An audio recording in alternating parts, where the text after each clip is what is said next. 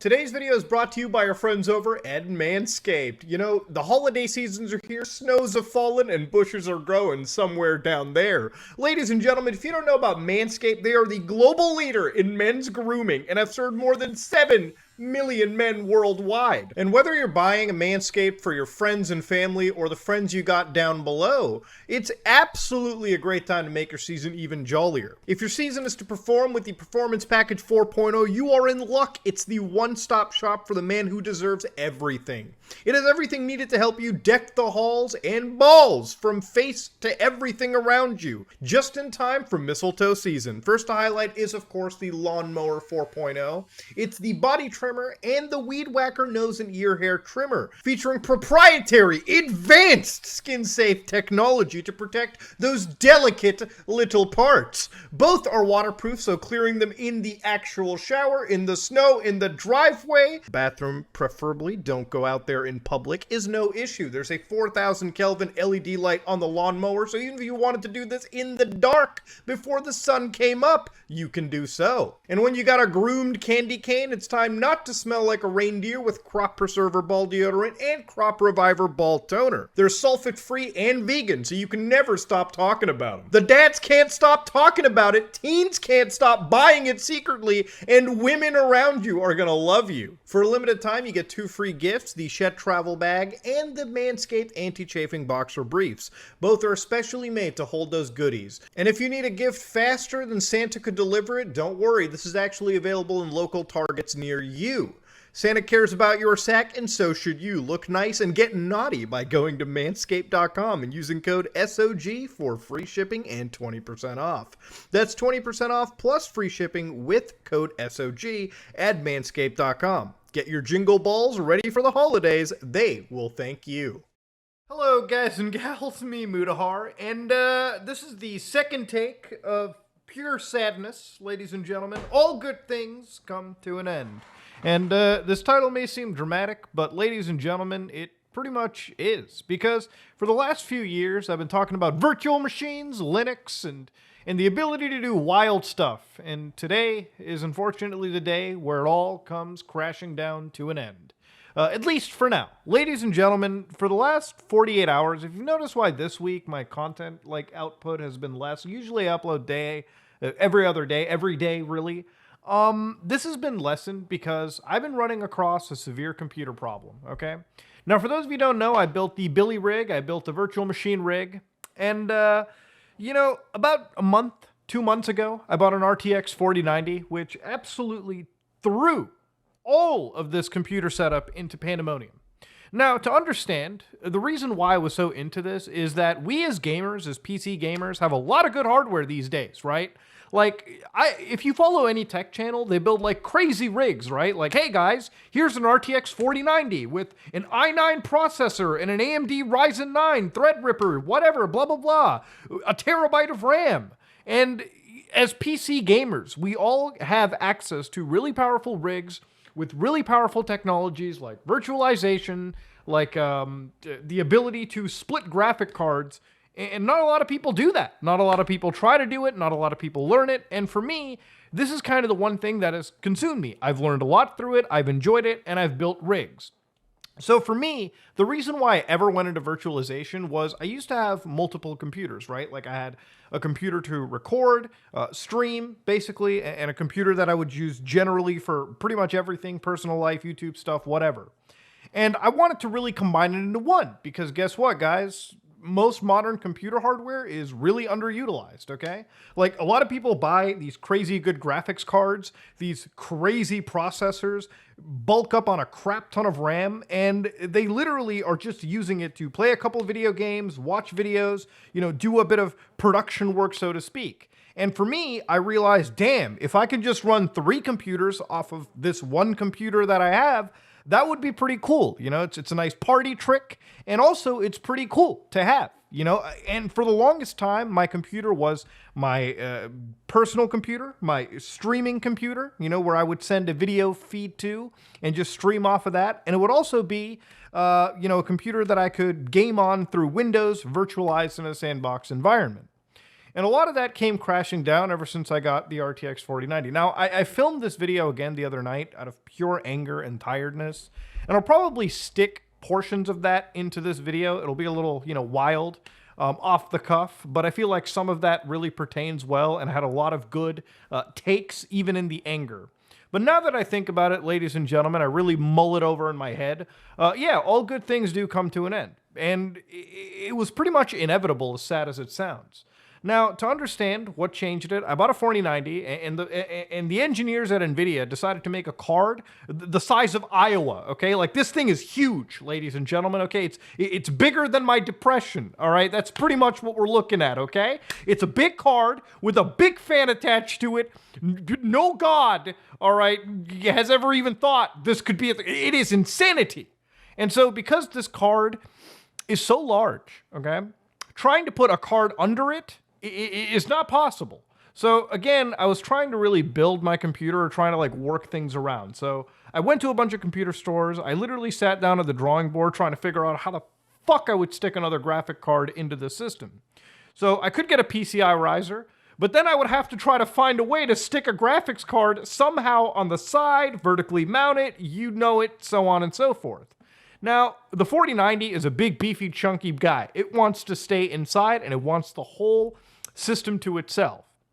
So putting a graphics card inside along with the 4090 was just not going to happen, okay? So I decided to look at another possible scenario.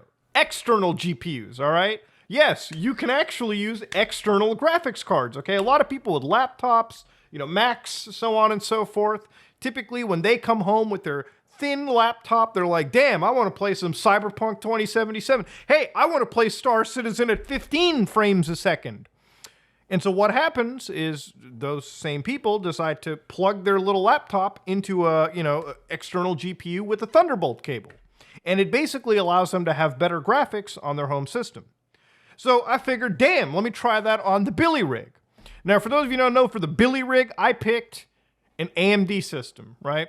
Yeah, I decided to go down the route of AMD Ryzen processors. And generally, I like that shit. I think it's cool. There's a few problems with the AMD side that they don't tell you off the bat, okay? For instance, I've been running Windows 11, okay? I ripped the Band-Aid off. I realized at some point your boy's gonna have to go to Windows 11, okay? At some point, all these gaming companies, all the software shit, it's gonna head to Windows 11. So you might as well rip the Band-Aid off, okay? Go see your rectum and jump right into the situation. So I did it. And at least for me, AMD and Windows 11 is just not, it's like oil and water, okay? It's just not happening, okay? It's the most dysfunctional couple I've ever seen. We're talking every time you render a video, spin up a VM, maybe do something really specific on your system. That AMD processor's like, oh God, please shoot me, okay? Something with the scheduler is just off. So virtualizing Windows underneath Linux made it run smoother on the AMD processor. Now, I don't know why. I don't know what the inside of Windows 11, I don't know what's causing it, okay? I just know that my experience under virtualization was better.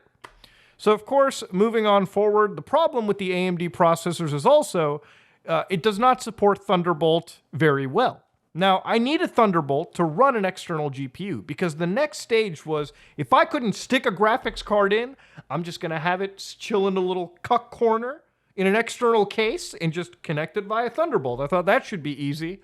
No, not really. To find a motherboard for AMD Ryzen systems was tough, but I found it. I found the only one. And so I ordered it, and then I decided to install it. Now, can I just say for the record, when you got to replace a motherboard on your computer, you might as well replace the whole thing. Because guess what? At that point, well, ladies and gentlemen, I got to take out the CPU, got to take out all the RAM, got to take out the GPU. I got to rearrange the cables around. I might as well just build a whole new goddamn computer. So, just to get access to Thunderbolt, 2 ports. 2 ports. I did a whole motherboard replacement. Not the end of the world. I did it. I even bled for it. Okay, there's literally blood on one of the cases in my systems, okay? Over all of this, okay? So don't tell me that I didn't bleed for this shit. I did. So anyways, I installed this motherboard, and so far it seemed like it worked just fine. Thunderbolt was there, And then I came across some caveats of Linux. Now, Linux is my primary platform, and I support it. I love it. I am a real pusher for Linux. And I actually need it for work. I need it for a lot of things that I do, a lot of my hobbies, everything. Linux is very integral to me. I cannot use my computer without the Penguin. Linux and Thunderbolt and AMD, okay, that is the worst goddamn combination you could ever have, all right? We are talking mixing wine with Maker's Mark, with like Everclear, and having the worst hangover of your night, okay? This is like the worst college experience imaginable, the worst combo you could do. They just don't work together, okay? So I went onto YouTube, I decided to look up my Linux channels. What is the top most compatible distribution of Linux? Because Linux comes in distros, okay? You pick the flavor you want. It's like going to an ice cream shop. All right, chocolate's a good flavor, vanilla's a good flavor, pistachio's a great flavor. Cum is not the greatest flavor in the world, right? So I decided to go on YouTube. I Googled it out, and there was a lot of people going, "Oh, you got to try that Pop OS, Muda, because Pop OS makes that pussy pop." Okay, so I downloaded Pop OS, right? And let me explain how weird it is. So you burn it to a flash drive to install, you stick it into your system, and you can run Linux installs as a live system. So you can kind of try it before you fully install it, right? So I do that. Pop OS works perfectly. It detects Thunderbolt, works just fine, everything. Hell, my 4090 works flawlessly. It is like a match made in heaven. Until I actually install it. Once I install it, boom. Entire screen's gray, okay? You don't get any response unless you go to a terminal. And Thunderbolt does not work, period. It is, again, a laughably wild experience. In fact, even underneath Linux right now, I'm coming across constant issues with Thunderbolt. Now, you go to Google, you go to Reddit, you go to any forum thread, and it's always filled with people who don't know what the fuck they're talking about, okay? You come across people who you try listing an error, and you'll get like 10 different answers. None of them are actually true. So again, maybe I'm coming across a bug, maybe there's an issue, but I cannot stick an extra graphics card alongside the 4090. Just not happening. So there's two options here, okay? Either I abandon the project, or I downgrade my system back to the 30 series graphics cards, because at least they're small enough that I can fit other things around and manage. But that would be giving up on having my cake and eating it too. So, ladies and gentlemen, it ultimately meant that this entire project ultimately did come to an end. So, am I completely giving up? Absolutely not. But for now, there's just no way around it.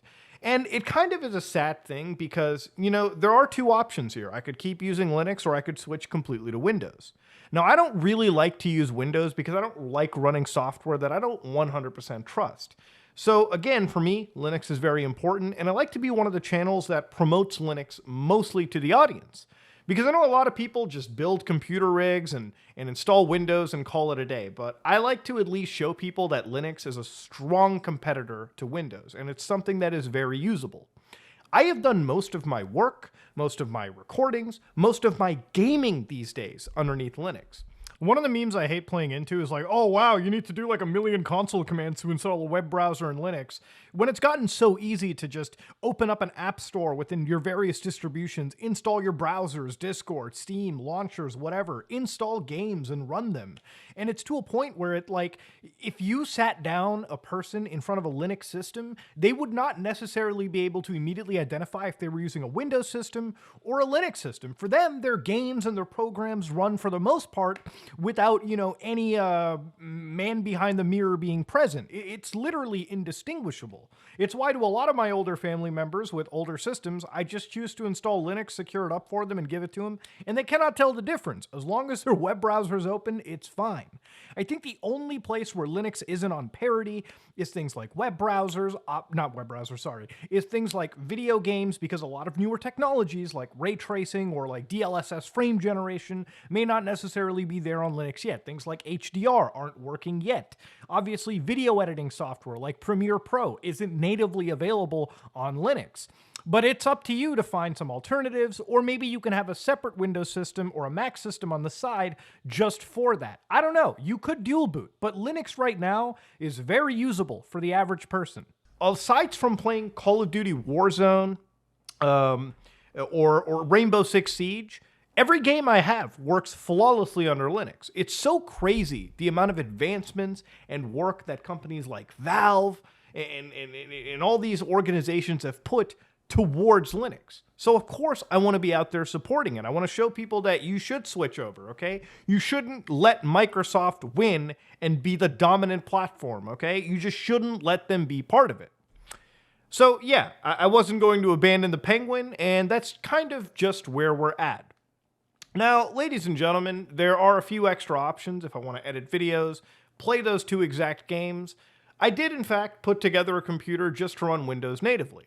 So, while my content, unfortunately, has relegated to go away from virtual machines by sheer virtue of the fact that it's just not possible. Look, at the end of the day, I was proud of this stuff because it was kind of like woodworking, you know? A lot of people build computers and they build it like they're more focused on making the cases look pretty, the RGB looks nice, and just stuffing it with crazy high-end gear. But nobody chooses to ask, how far can we push the gear via software? And it's cool to play a game and benchmark or do some crazy things every once in a while, but what would be one cool practical thing? When you get virtual machine stuff and GPU pass-through and everything working after days of tinkering, it is something so beautiful to witness when it works flawlessly. But unfortunately, it's not there. And it's also something that's dying a little bit in terms of practicality too, because a lot of the games that I play don't support virtualized machines. So for instance, Rainbow Six Siege, I love that game. Does not work under VMs whatsoever. In fact, if you try it, you're facing your account getting banned. And I'm sure a lot of other multiplayer games think the same way. I disagree, because those same goddamn games have more hackers doing it through traditional methods versus this crazy GPU pass-through setup, but I digress, okay? I'm not the one developing the game. I'm not there for it. I can disagree, but whatever. Who gives a shit? It has died out. It is something that unfortunately is not as practical as it once was. And it's sad to say, but ladies and gentlemen, it really just means that I'm kind of pivoting myself even forward. While I don't trust Windows, and I don't trust the fact that it captures diagnostic data and God knows what on my computer, at least I can lock it behind its own firewall. So we're done with the Billy rig. It's time to bring Warden Muda into patrol, okay? My house is a prison, ladies and gentlemen, at this point, digital. So if I'm going to run Windows in this household, you bet I'm going to control exactly what it sends back and forth on the internet, okay? I'm going to look through every goddamn data packet. So you know what? We're going to get a router, we're going to install Linux, and we're going to make sure Windows only gets visitation with those that we allow it to. But of course, that's content for a later date, ladies and gentlemen. For now, all good things come to an end, okay? And that's just for anything in life, right? Like, everything that you ever strive to do ends up having an end date at some point, okay?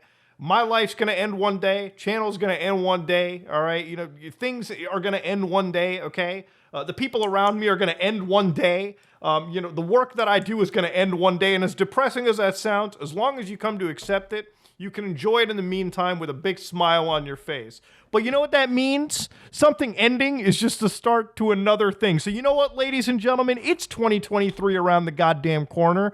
If I can't virtualize, you bet I'm going to make Microsoft's day a living hell. I'm going to work every goddamn day through 2023 to make sure I run Windows bare metal the way that I want it. I'm going to de-bloat it.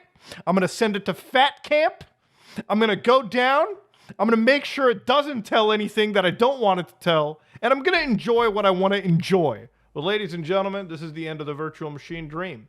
Maybe it might come back. Who knows? The world of software changes every day. This video could be outdated literally the next hour it's been out. So you know what? I'm going to keep plugging away at the VMs, but for now, I'm going to have to capitulate, boys and girls. I'm going to have to get a whole separate rig and keep the things that I want to at least enjoy on Windows contained in its own rudimentary, boring way. But you bet I'm not happy about it, and you bet I'm going to treat Windows like a filthy, filthy prisoner the entire time it's sitting in my correctional facility. That said, ladies and gentlemen, if you like what you saw, please like, comment, and subscribe. Dislike it if you dislike it. I am working on an FBI video, and I'm going to play some more Star Citizen. See you later.